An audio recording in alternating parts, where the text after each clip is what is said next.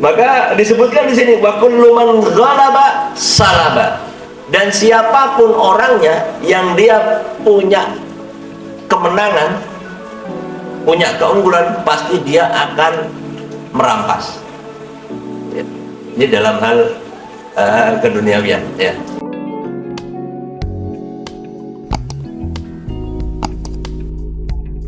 Jadi ada satu pepatah ya.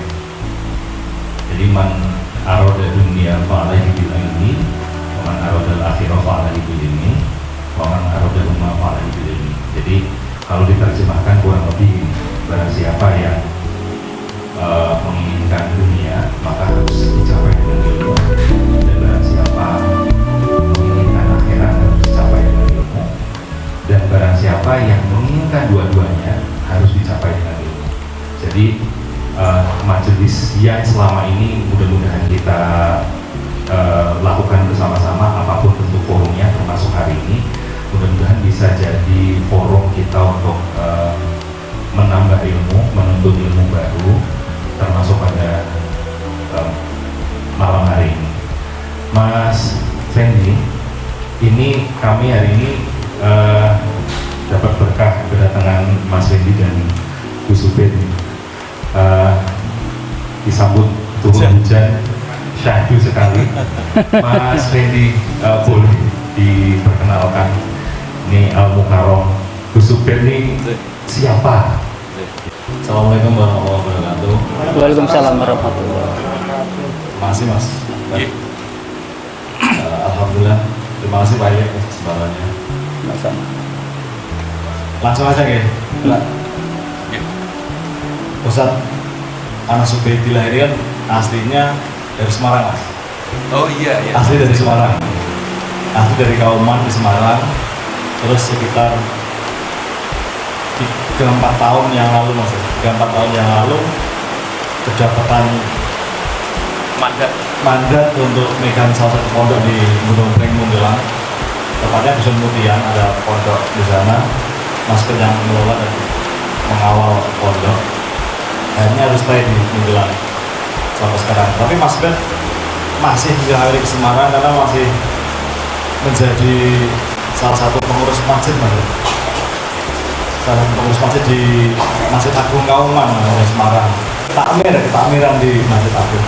Kajiannya setiap minggu kedua dan keempat.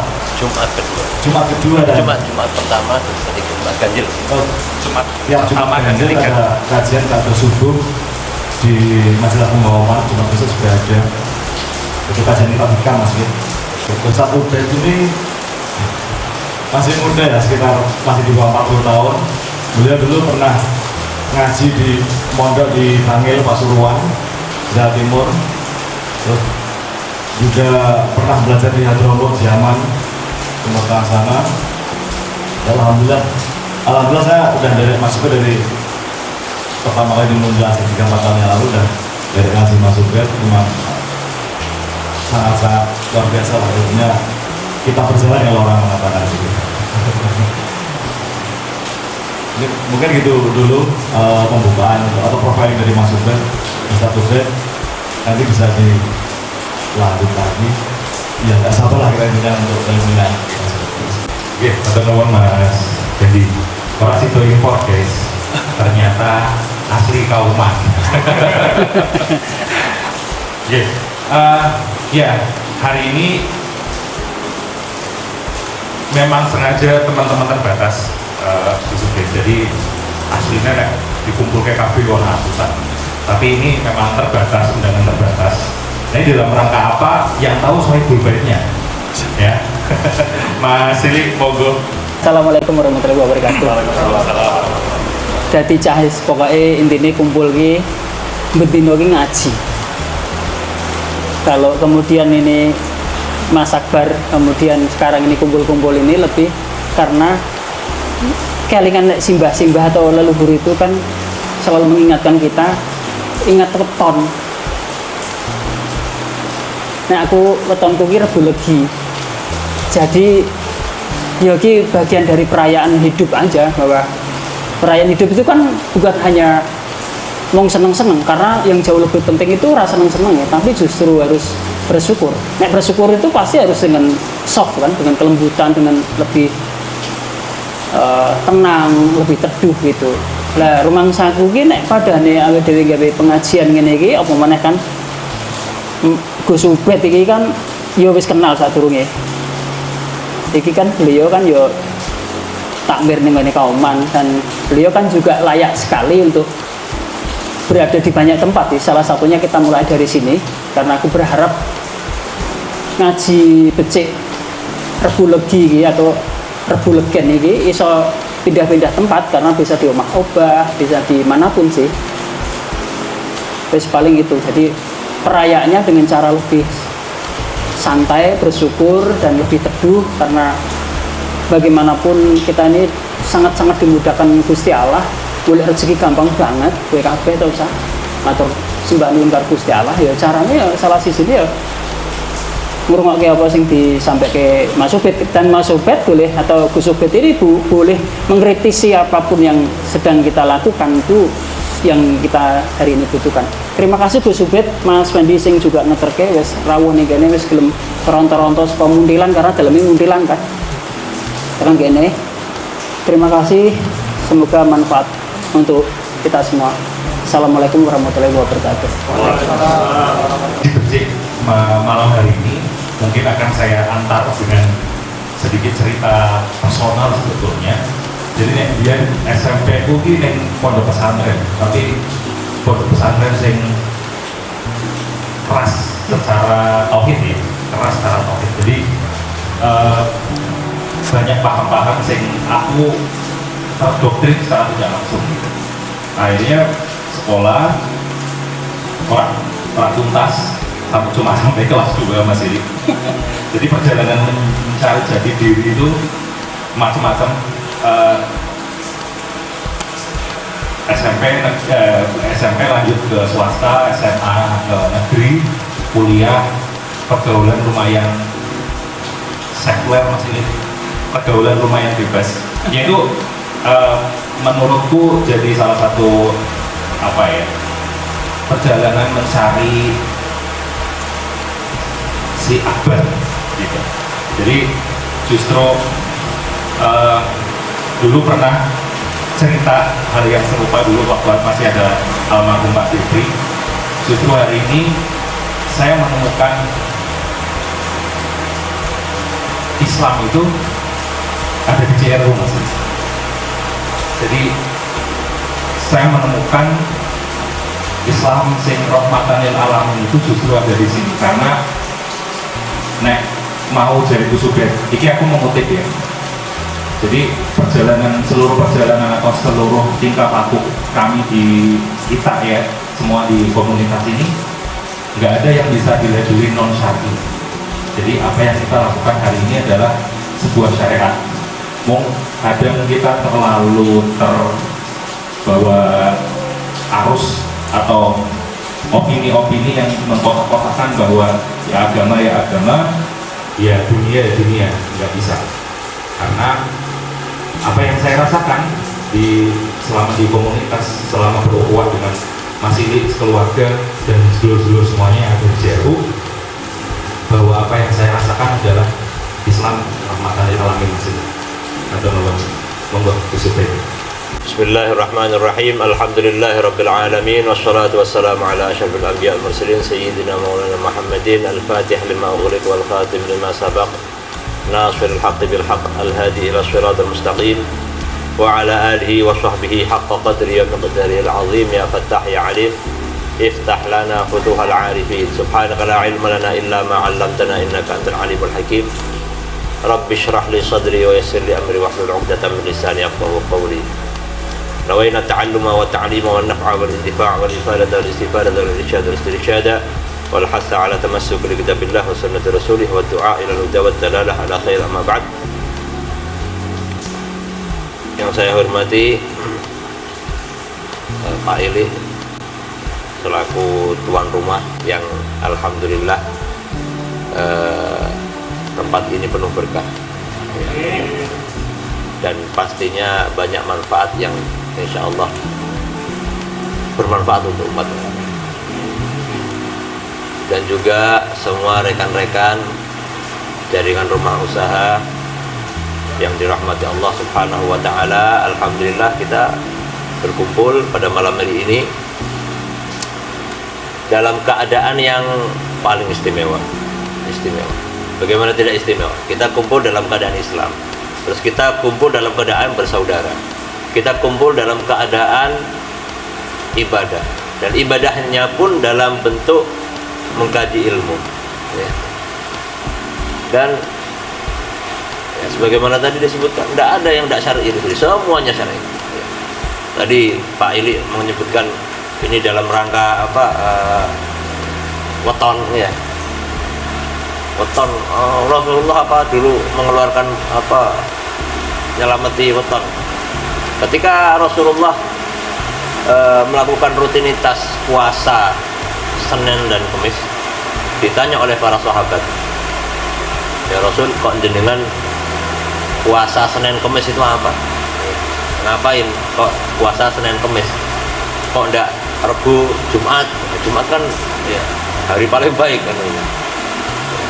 Adapun hari Senin beliau menjawab li'annahu yauma wulidtu fihi. Sedangkan hari Senin adalah hari di mana saya dilahirkan. Jadi kalau Rasulullah tidak per selapan, tapi per minggu, ya, per pekan diselamati. Jadi per Senin, setiap hari Senin itu Rasulullah melakukan selebrasi. Sedangkan selebrasi itu kan bisa macam-macam bentuknya, ya. Dan itu Rasulullah tidak mengumumkan, ini loh saya puasa hari Senin ini dalam rangka, enggak. Hanya karena ditanya saja, akhirnya beliau jawab. Berarti apa? Ada kebebasan. Jadi kan mau selebrasi dengan apapun silakan. Yang penting tidak bertentangan dengan syariat, itu aja selesai. Ya. Apalagi kita dalam keadaan belajar, ngaji ilmu dan sebagainya. Ya. Yang mana ketika kita ngaji ilmu ini sangat menguntungkan buat kita semua, sedikit kebanggaan buat kita bahwa derajat orang yang berilmu, derajat orang yang berilmu itu sangat tinggi sekali. Dalam Quran surat Al-Mujadalah disebutkan, yarfa'illahu alladziina aamanu minkum walladziina utul ilma darajat. Allah angkat orang yang beriman di antara kalian, di antara manusia, dan yang berilmu dan yang diberikan ilmu. Ini orang yang berilmu diberikan ilmu itu proses, bukan di sini bukan disebutkan orang yang alim. Kalau orang alim berarti sudah selesai dengan ilmunya, sudah punya pendidikan alim. Ini yang disebutkan ilmunya. Jadi nggak peduli dia sudah full ilmu ataupun masih nol tapi baru belajar, itu masuk dalam kategori ini. Allah angkat derajatnya. Ya. Dan Al-Imam Abdullah bin Abbas itu pusat dari ilmu tafsir. Beliau mentafsirkan ayat ini bahwa derajat ketinggian para ulama itu sangat-sangat tinggi sekali, sampai-sampai antara para ulama dengan para anbiya, para nabi kelak di surga itu hanya 1 derajat. Sedangkan antara para ulama dengan orang-orang ahli ibadah itu derajatnya ya 700 derajat. Itu otomatis orang-orang syahid masih di bawahnya tadi. Kayak gitu ya. Ya. Tapi kembali pokoknya yang penting kita ngaji ilmu gitu saja sudah ya. Baik. Tadi dalam prolog sudah disebutkan bahwa kita ini kalau mau apa-apa, mau sukses di dunia, ambil pakai ilmu. Kita mau sukses akhirat, pakai ilmu. Sukses keduanya, pakai ilmu. Kan gitu. Dan ternyata dari hadis ini saja,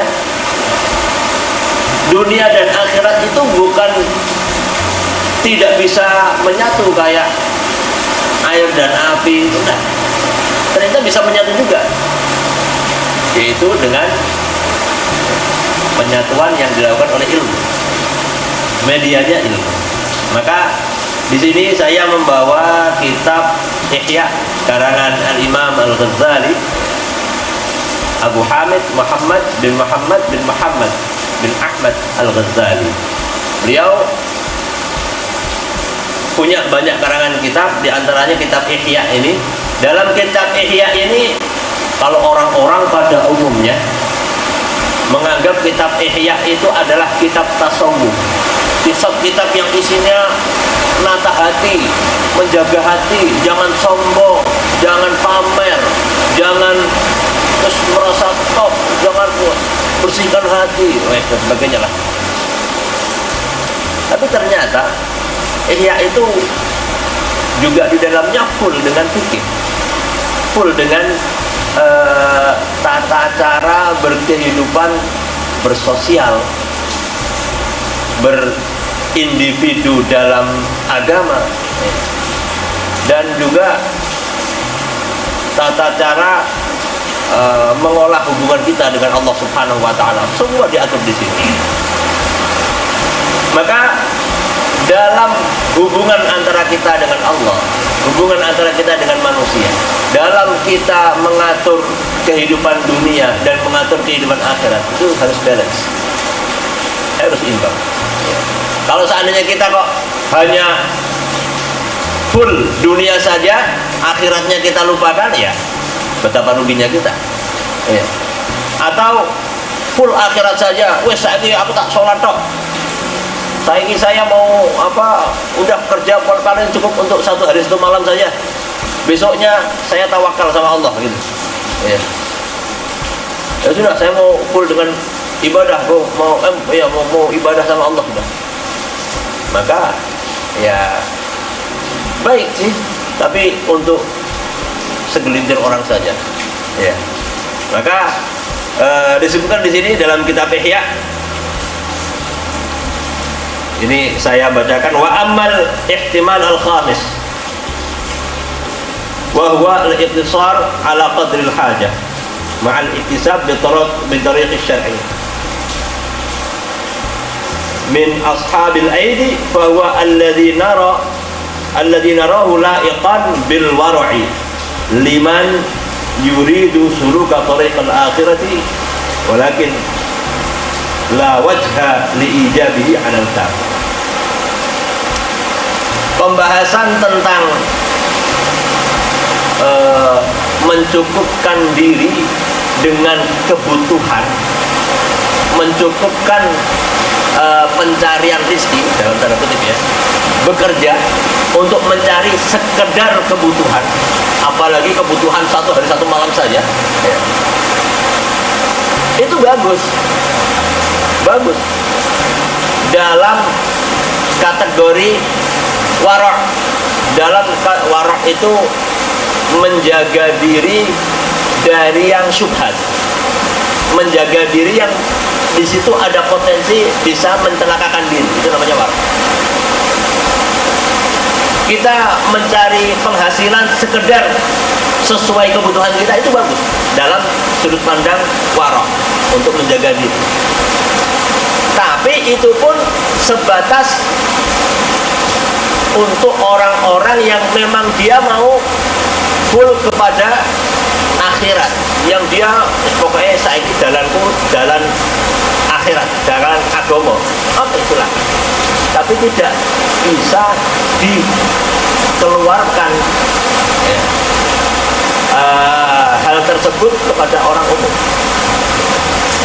La wajha li ijabihi, tidak ada alasan untuk mengajak orang, wes kita kerja sesuai kadar kebutuhan kita saja sudah, ya, udah cukup sebutuhnya saja. Habis itu kita ibadah, kita tawakal sama Allah. Enggak seperti itu. Untuk orang umum, ya, orang-orang kayak kita, mungkin kalau orang-orang yang dia sudah punya keimanan yang full ya, punya keyakinan yang kuat terhadap Allah, bisa, memang bisa ya. man yatawakkal 'ala Allahi haqqa tawakkuli yarzuqullahu rizqat tayr. Barang siapa yang bertawakal kepada Allah dengan full, sepenuh-penuhnya tawakal, ya. Kalau kita masih belum bisa sepenuhnya tawakal, ya.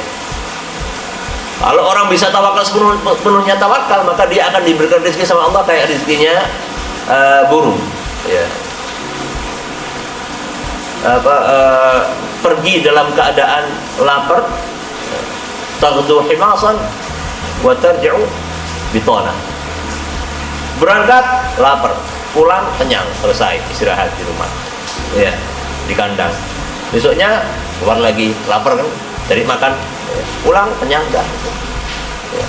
Tapi ya itu kalau orang yang punya tingkat ketawakalan yang tinggi. Dan kita orang yang pada orang-orang awam kayak kita tidak bisa kalau pakai kayak gitu, ya, tidak bisa. Dalam kitab ini ditekankan betul, sesuai hajatnya saja, tidak bisa untuk orang awam, ya.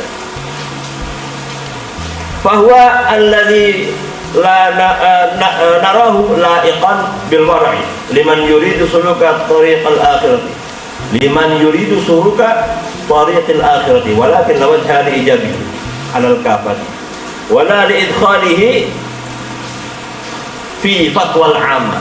Dan ajakan untuk bekerja sesuai kebutuhan saja itu juga tidak pantas untuk dijadikan fatwa kepada orang umum, ya. Para hadirin semuanya, sudah kita kerja sesuai dengan kebutuhan kita saja sudah, ya. Ya. Butuhnya kita satu hari satu malam berapa on beras, sudah cukupnya itu, sebenarnya kita pulang, kita ibadah. Tidak bisa, ya. Itu tidak bisa untuk disampaikan kepada orang umum, ya. Kenapa? Li'anna aydiz zalamati tamtaddu ila ziyadati ala qadril hajati fi aydin nas wa kadza aydis surrah. Kenapa? Karena orang-orang yang zalim, orang-orang yang fasik, orang-orang yang punya kejahatan dalam dirinya, itu sudut pandangnya melebihi batas yang dibutuhkan oleh wajarnya orang. Orang fasik, orang yang serakah, orang yang rakus, orang yang punya kezaliman dalam dirinya, itu selalu yang diinginkan mendapatkan yang lebih daripada yang lain, ya. Yang diinginkan lebih dari yang lain, bahkan melebihi orang lain. Pengennya super power, ya. Dan begitu juga orang-orang surrok, orang-orang para pencuri itu, ya, orang-orang yang para pencuri itu pokoknya yang penting dia kepengen kaya sendiri, gitu. Koruptor dan lain sebagainya. Maka disebutkan di sini wa kullu man ghalaba salaba. Dan siapapun orangnya yang dia punya kemenangan, punya keunggulan, pasti dia akan merampas, ya. Ini dalam hal keduniawian, ya. Wa kullu man wajada fursatan saraqa. Dan siapapun orang yang punya kesempatan untuk mencuri, kalau emang dia tabiatnya sedang mencuri, ketika ada kesempatan pasti dia akan mencuri. Ibaratnya gini, ketika kita berada di satu kebun anggur, ya, kita ngambil, ya, silahkan siapa yang mau ngambil, ya. Hanya dua orang, kita, ya, kita satu individu dengan satu orang lagi, yang mana orang ini orang yang rakus, bahkan fasik, ya. Kalau kita hanya sebatas kebutuhan kita, diambil sama kita, paling satu keranjang paling selesai, ya. Nah, butuhnya ini pun masih sisa, ya. Sedangkan orang fasik itu dia akan mengambil semuanya, Tujuannya apa? Kalau bisa ngambil semua, nanti bisa diperes, difermentasikan, wah lumayan ini, bisa jadi arak. Kalau buat mabuk sudah wes, ya, bahkan bisa buat pabrik. Ini orang-orang yang rakus akan seperti itu, orang-orang yang punya kefasikan itu akan seperti itu. Nah kalau seandainya kita hanya mencukupkan diri dengan kebutuhan kita saja, otomatis kita memberikan jalan kepada orang-orang yang fasik untuk menguasai kita. Otomatis kita akan memberikan angin segar, peluang kepada mereka untuk menguasai bahkan menginjak-injak kita. Sangat ironis ketika ada orang soleh, dia kerja sebatas untuk kehidupannya dia, sedangkan orang yang dia punya kefasikan dalam dirinya mencari uang sebanyak-banyaknya. Karena punya uang sebanyak-banyaknya, dia punya mobil, dia malas nyupir sendiri, akhirnya cari sopir. Ternyata yang jadi sopir ini orang yang soleh itu. Apa jadinya? Walaupun sopirnya orang soleh, ya namanya butuh punya kebutuhan, ya. Taat, ya, otomatis nurut sama majikannya. Diajak majikannya untuk mengantarkan majikannya ke klub namanya, atau ke mana lah tempat maksiat, otomatis harus mau. Ya, karena apa? Kepepet kebutuhan nih, kepepet kebutuhan. Karena mindset, wes pokoknya cari sesuai kebutuhan. Orang yang kuat akan punya potensi untuk menindas yang lemah. Bahwa oke, kita mau warok, kita mau zuhud, silahkan. Kita mau tidak terikat hati kita dengan dunia, silahkan. Tapi sesuaikan dengan porsi yang kita mampu, ya.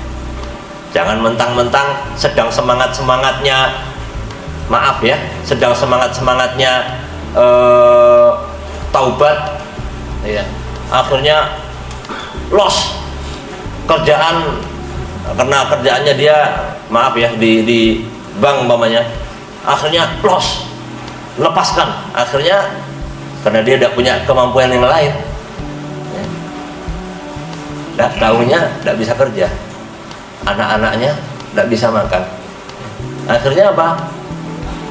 Utang sana sini, padahal niatnya, ya. Nah, ini fakta terjadi seperti ini. Terus bagaimana? Maka kita perlu bijak dalam hal ini, perlu bijak. Kita sangat-sangat membutuhkan Islam itu menjadi adidaya. Kita sangat membutuhkan Islam itu menjadi penguasa. Cukup demikian dari saya, kurang lebihnya mohon maaf. Subhanakallahumma wa bihamdika asyhadu an la ilaha illa anta astaghfiruka wa atubu ilaik. Assalamualaikum warahmatullahi wabarakatuh. Waalaikumsalam warahmatullahi wabarakatuh.